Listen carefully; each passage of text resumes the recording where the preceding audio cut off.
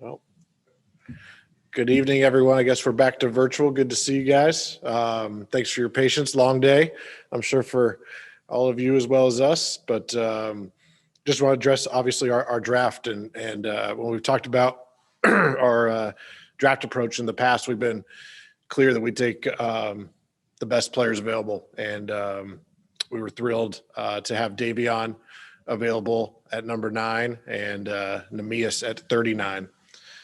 They both represent exactly what we're trying to build here, which is bringing competitors, workers, players with toughness, skill, IQ, great personal character. And these guys, I think, represent exactly the type of players we want to bring in and will continue to bring into Sacramento as we look to get back to the playoffs. So, with that, I just say we're very pleased with the outcome tonight and happy to take questions. Thank you, Monty. And with that, we'll start with James Ham. Hey, Monty, just coming into the day, number one, was he on your radar? And number two, you now have a ton of guards. What exactly are you going to do with all of those stacks of young guards that you have? Yeah, Davion has been on our radar for a long time. And, certainly, you never know at 9 what's going to happen ahead. But when he was on the board, we were super excited to call his name. And like I said, best player available.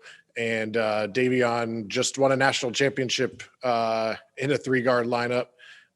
One of the best winners, competitors, one of the toughest players, obviously an incredible defender. And then on the offensive end, the ability to shoot off the catch, off the dribble, attack the basket, create for others. I think there's, an incredible variety of lineups and situations that he'll be able to succeed in. So really excited to bring him on board. Next, we'll go to Jason Jones. Hey, Monty, how you doing? Hey, Jason. Hey, a lot of times you hear teams talk about prioritizing defense, but when you get to the draft situation, those defensive players don't seem usually valued as high. Just when you looked at that aspect of Davion's game and even Neemias looking at him as well, just where did you factor that in the decision making to put them where they were on your board? Yeah, it was really like I said, it was best player available, but it was really nice to have that line up with one of our priorities this offseason which is to improve our defense. And Davion, we saw him guard positions 1 to 4. We think he can come in and do just that from the get-go. And then, of course, with Neemias, his size pops off, his shot blocking ability. But really, it was more happenstance. We didn't go in targeting defense necessarily. We wanted the best players, the best talents, the best people we could get, and obviously excited that they ended up to be 2 pretty darn good defenders as well. Next, we'll go to Jason Anderson.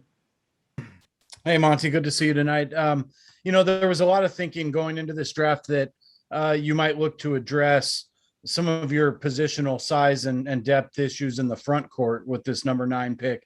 And I just wonder how much you weighed those other needs versus what you saw in Davion. Yeah, no, we in the draft, we try to block that out and just focus on, this is really a player we hope is in our organization for a long, long time, and try not to be too short-sighted.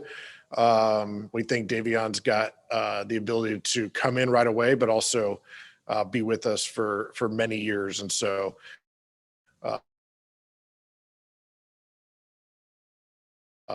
certainly Davion was for us that guy this year, and we're super excited. Next, we'll go to Matt George. Hey, Monty, good to talk to you. Davion Mitchell had a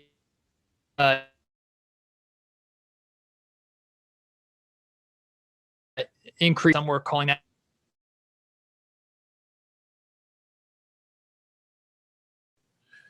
Davion shot 45% on like 100 and something threes, really tough ones off the dribble. They were deep. To us, it was a positive. We see somebody who we graded out as one of the best workers in the entire draft, and the fact that he's improved every year to us is a positive, not a negative. I have no doubt he'll be able to shoot the ball from deep, attack the rim, all the stuff he needs to do, create for others on offense. So, for us, it was a huge positive that he shot 45%, especially with the types of shots that he was taking for that offense. Next, we'll go to Tony Harvey.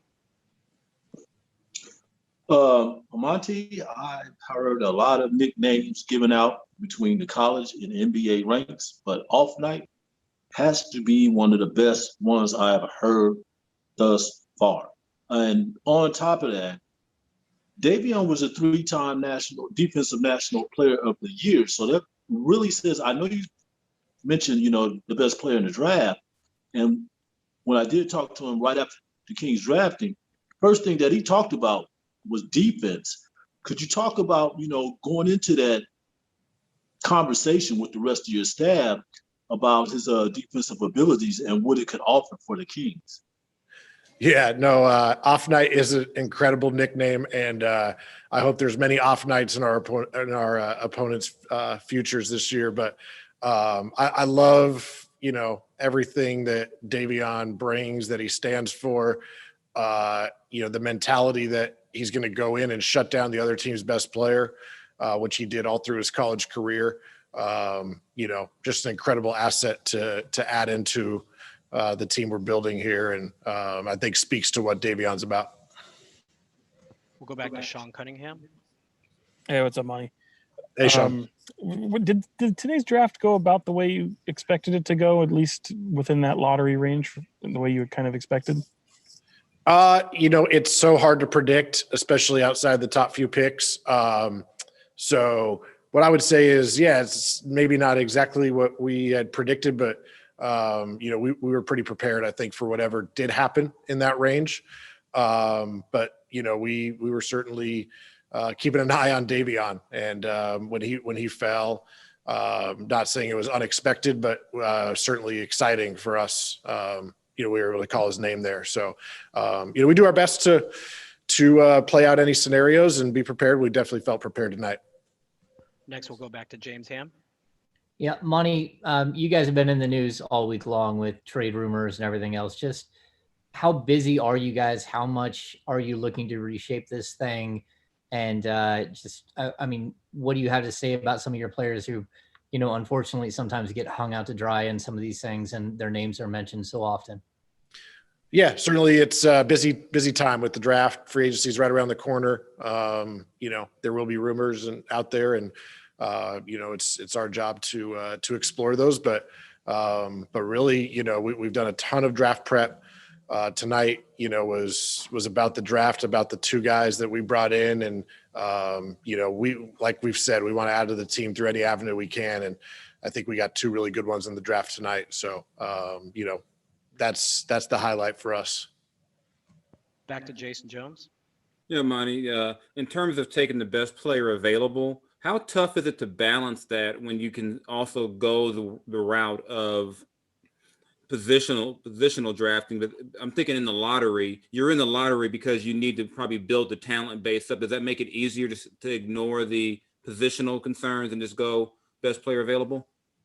Yeah, I think, certainly the lottery is one of the, really the only chances to get a young player with upside, with talent into your organization, right? Otherwise, guys are hitting free agency usually at a more advanced age. So, we want to take that opportunity to do that. We have other avenues to fill out our other holes, our other needs. That's the lens we look through. And sometimes maybe it's hard to stay disciplined, but our staff did a great job of doing that and looking through that lens. And, just like we did with Tyrese last year, we're super excited to add Davion next to De'Aaron. So we think we got an incredible backcourt. Next question from Tony Harvey. Monty, the Portuguese, Neemias, I hope I'm saying this pronounced. Neemias. Thank you. Double guy, had 97 blocks last season at 3.3 per game. 7-footer, Is there anything else you can provide with us? I don't think he played in the Big West. I don't think I heard his name on the radar at all, during the college season. But obviously, you guys been doing your homework. What else do we know about this Portuguese folk? Yeah, no, Neemias, I'm actually, I guess, happy he was playing at Utah State. Maybe stayed under the radar for us because I don't understand how a 7-footer who blocks 100 shots in a year stays under the radar, but incredible defensive capabilities. But I think what's intriguing about him and is still underrated is his offensive package, his IQ, his passing. One of the best passing big men in the game. Ability to show touch from outside and really score inside. And, obviously his size will help on the glass. So, I think hopefully will make a bigger name for himself here in Sacramento. Next question from Matt George. Monty, I'm hoping for a little clarification. When you talk about best player available, maybe this is getting a little too specific. Is that like best player available in terms of immediate impact, in terms of highest ceiling, even if it's more of a developmental project? How do you weigh, I guess, that? Yeah, there's certainly a lot of factors that go into that. I think really it's maybe easier to explain in the negative, which is, we try to not let immediate fit and need weigh in too much. So, that's really the lens we're looking at. Certainly there's a lot of factors that go into that, other timeline and things like that, but that's really what we're looking at. Jason Anderson. Monty, I understand what you're saying there, but where do you find the minutes and a role for this young man with such a loaded backcourt? Is there a need to kind of rebalance this roster a little bit before the season starts? Yeah, no, I think, free agency and trade is, certainly an avenue to do that part, but, we're looking.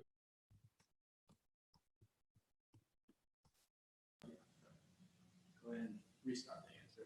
Sorry, guys, technical difficulties, but we're, I think Davion, a player of that caliber, we're looking to just bring in incredible basketball players. And, I've had experience in my time in the NBA. We played against lineups with multiple guards. We have no issues. I already talked to Coach Walton. He's excited. We're going to find a way for our best players to get on the floor. So Davion, we fully expect to be one of those guys. Next to Sean Cunningham. Yeah, Monty, he had mentioned how he was a little surprised that Sacramento, he fell to Sacramento. Can you talk a little bit about the pre-draft process and how it pertained to him and just how much you guys interacted with him beforehand? Yeah, we got to interview Davion in person at the Combine, which was awesome to have him with our group. See him up close, hear firsthand what he's about. We've obviously done our research, our intel background, seen him on the floor live and on film, but that was awesome to be able to talk to him. And we've been following him for years. We've had guys at Baylor games, seen him on the road in big tournament games. We know exactly what he's about, and it's exactly the type of guy that we want to bring in here. So that made it an easy decision for us. Next, we'll go to Carmichael Dave. Monty, when it comes to actually working players out prior to the draft, and we didn't really get much clarity from Davion, whether you did or didn't, and I don't know if you can give us more clarity. Is it an advantage when you do have that amount of tape, when you do have a high-profile player like that? And if you could also maybe go analytically, I know you guys love the numbers a little bit. What jumped off the board for you about Davion? Yeah, like I said, we got to interview him, see him up close in Chicago. We did not end up bringing him in for a workout to Sacramento, but we've seen this guy for years in the college game, and we're extremely comfortable with what he's going to bring here.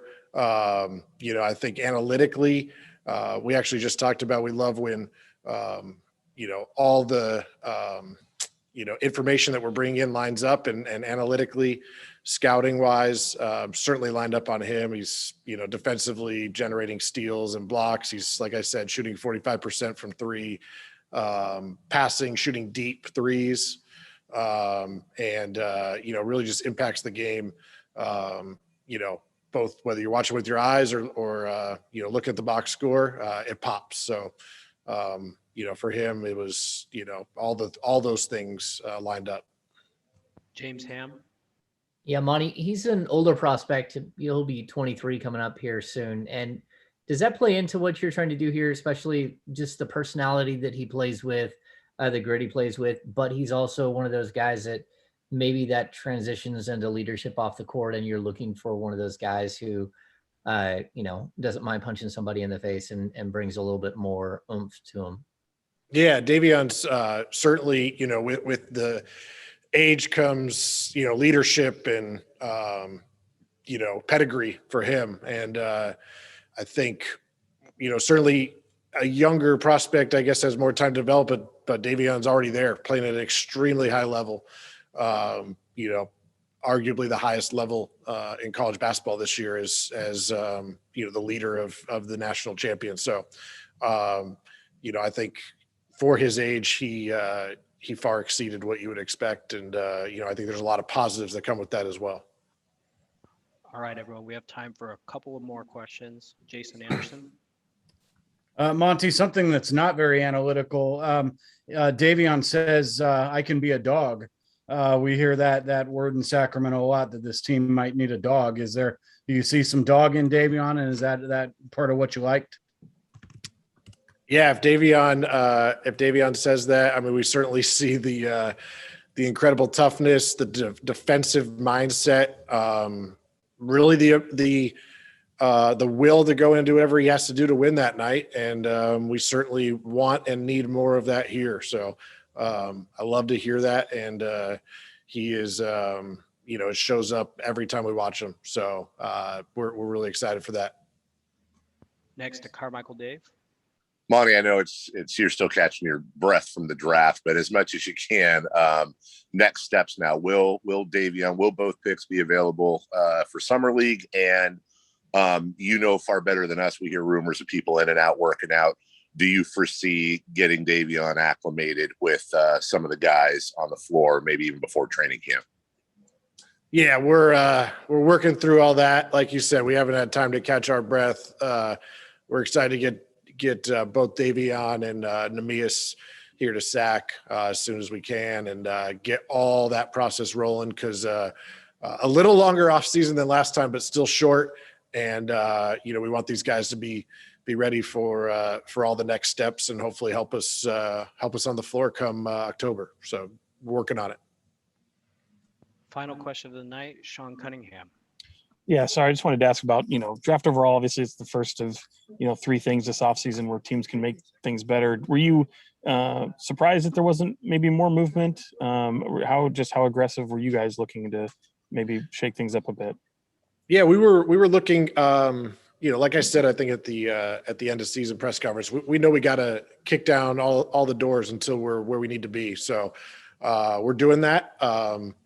It ended up tonight that the best avenue was to sit at 39, draft 2 incredible players. Like I said, lucky that they're both incredible defenders. We need that. And, next up is free agency as we try to fill out the rest of the team. So, that's, just how it went tonight. We're super excited for the outcome. Thank you very much, Monty. Yeah. Can I just one shout out, like Gregory Wissinger must be G Wiss on Twitter. And I don't know if the baby draft guy is out there, but just want to say hi to you too. So I see you guys' tweets. I appreciate the passion. The rest of you, glad to see you on the camera again. It was good to see a lot of you guys in person. So see you guys soon. Thank you very much. Scherzer. Thank you very much, Monty. And thank you everyone for joining us. I'll send out video shortly. Everyone have a great night.